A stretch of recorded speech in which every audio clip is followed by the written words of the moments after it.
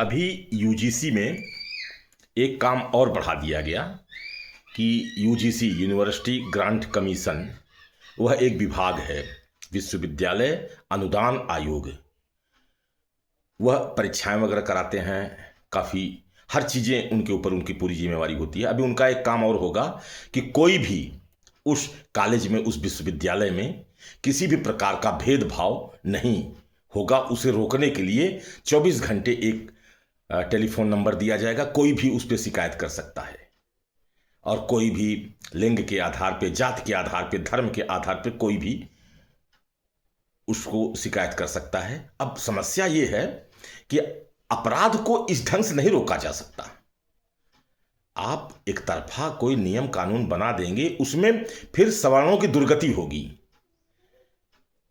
उनकी हालत और खराब होगी। क्योंकि जरूरी नहीं है कि वो अपराध सही सही लगाए जाते हों।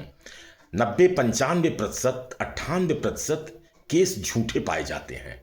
SC ST एक्ट धन उगाही का एक कारण बन गया है और नेताओं के लिए वोट लेने का एक जरिया बन गया है।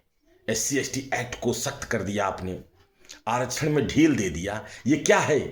वोट लेने का एक तरीका है और धन उगाही, SC ST एक्ट लगा करके वो धन उगाही कर रहे हैं और ज़्यादातर गलत है। वह एक ही परिस्थिति में रोका जा सकता है कि आप ध्यान रखें, जितना भी कोई भी नियम कानून बनाएं, अगर सही है तो सही उसे दंड दिया जाना चाहिए। लेकिन यदि गलत पाया जाता है तो आरोप लगाने वाले व्यक्ति को भी सजा होनी चाहिए, फिर उससे सजा में कमी आएगी।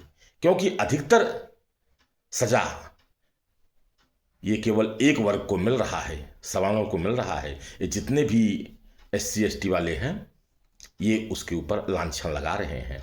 किसी न किसी कारण, बस कारण कुछ और होता है, वो बस उसी एक्ट में लिखवा देते हैं और उनकी परेशानी खड़ी हो जाती है। धन उगाही कर रहे हैं, तो यदि केस झूठा पाया जाता है तो उसी के बराबर उनको भी सजा होनी चाहिए। धन्यवाद।